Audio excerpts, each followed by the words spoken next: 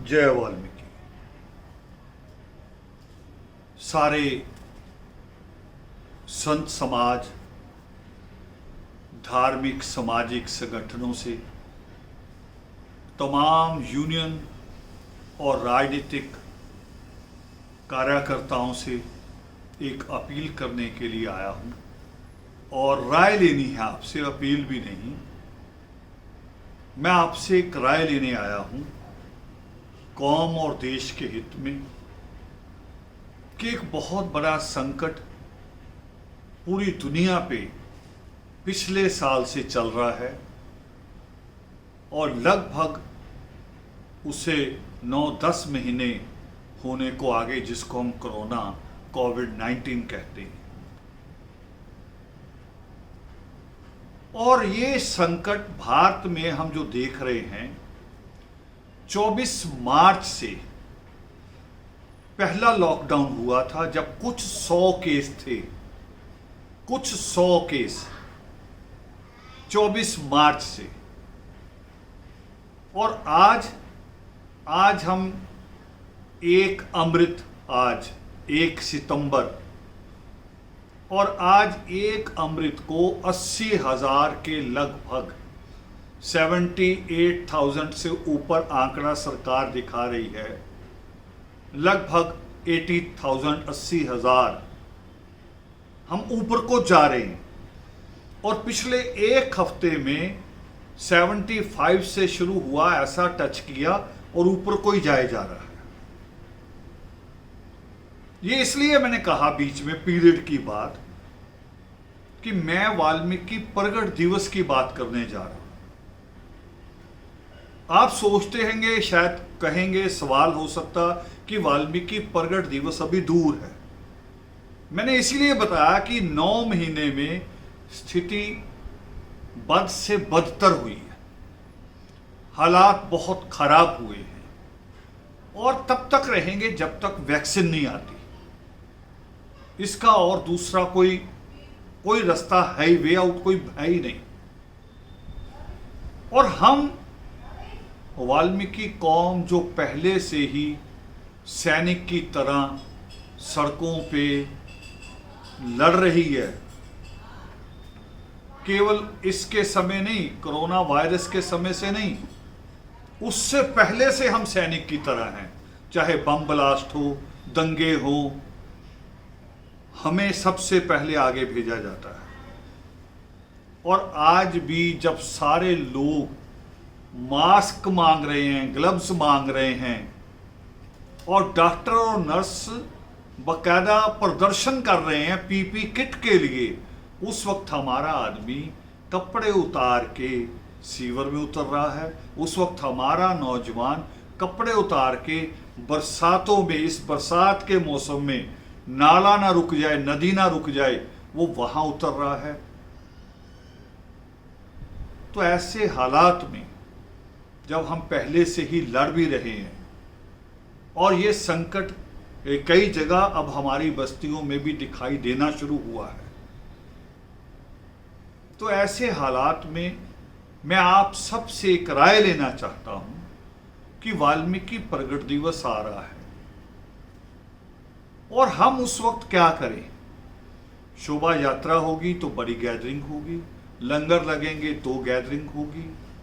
तो हमें अब की बार वाल्मीकि प्रगट दिवस किस रूप में मनाना चाहिए। हालांकि सरकार ने एक लॉलीपॉप आगे रखा है। अभी थोड़े दिन पहले प्रधानमंत्री ने बोला है कि हम 21 सितंबर से 100 आदमी की सभा करने का आप सबको इजाजत देंगे। धार्मिक सामाजिक 100 आदमियों की मीटिंगें हो सकती हैं। मगर वो जानते आप किस लिए हो रही हैं, ये छूट किस लिए? ये देश हित में नहीं है। देश हित देखें तो आंकड़ा 100 से 80,000 पे आ गया है और उस वक्त आप इजाजत देने जा रहे हैं। ये देश हित में नहीं है, ये असल में ये ब्राह्मण और बनिए के हित में है। क्यों? क्योंकि अगले महीने से, आस्था महीने से इनकी रामलीला वाली नौटंकी शुरू होनी है पूरे देश में, दुर्गा पूजा शुरू होनी है, दशहरा दिवाली शुरू होने हैं, मार्केट की इनकी सेल, तो ये ब्राह्मण और बनिए के कारोबार के लिए छूट मिलने जा रही है, देश के लिए नहीं।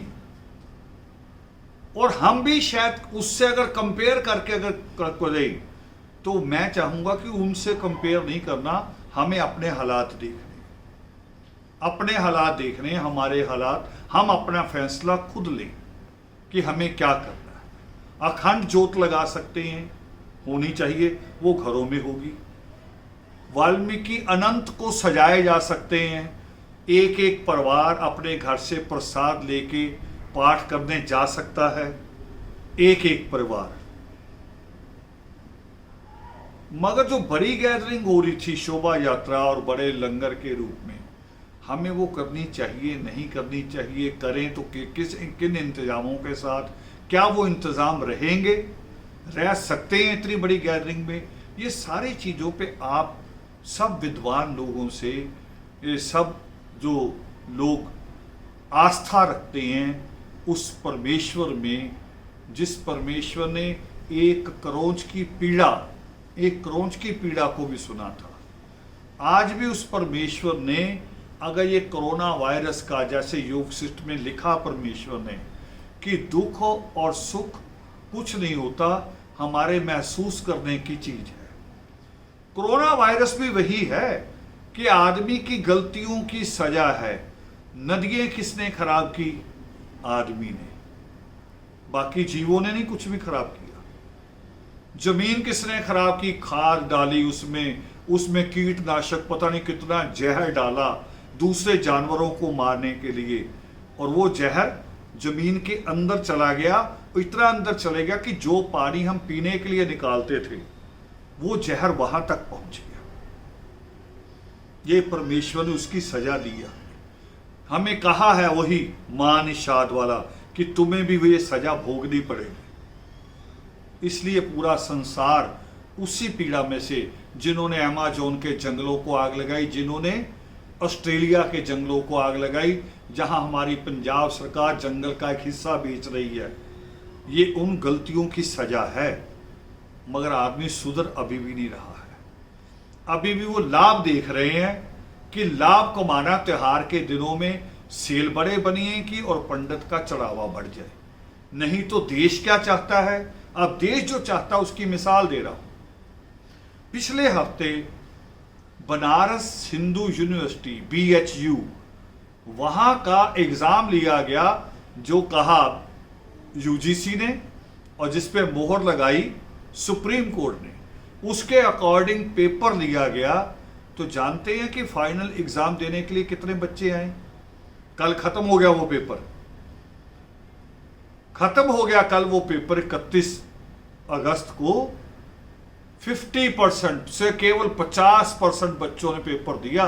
50% माँ बाप की हिम्मत ही नहीं हुई कि अपने बच्चे को एग्जामिनेशन हॉल तक भेज देंगे। ये सारी कौमों को, सारे धर्मों को मिला के कह रहा हूं कि देश और सोचता है कुछ, मगर हमारी सरकार कुछ और सोचती है, वो देश के साथ नहीं सोचती। और आज शाम तक और आंकड़ा आ जाएगा। जी का पेपर शुरू किया है, पता चल जाएगा कितने % विद्यार्थी आए हैं, कितने % माँ बाप ने हिम्मत की है। कौन नहीं चाह रहा माँ बाप की उसका बच्चा पढ़े? उन्होंने तो लाखों रुपया खर्च किया होगा इन बच्चों की कोचिंग पे, मगर लाखों रुपया इसलिए खर्च नहीं किया कि बच्चा एक दिन जाए और कोविड लेके वापस आ जाए, इसलिए खर्च नहीं किया। तो इसलिए मैं भी यही प्रार्थना करने के लिए आया हूं आप सब के चरणों में, सारे संतों के, सारे धार्मिक सामाजिक संगठनों के, सारी यूनियन और राजनीतिक नेताओं से कि एक बार अपनी राय बनाओ। सारे खुले मन से राय आप लोगों ने बनानी है। जो राय आप लोग बनाएंगे हम सारे लोग उसी के अनुसार चलेंगे कि वाल्मीकि प्रगट दिवस किस तरह से मनाया जाए, और उसके आगे वाल्मीकि विजय दिवस भी आ जाएगा।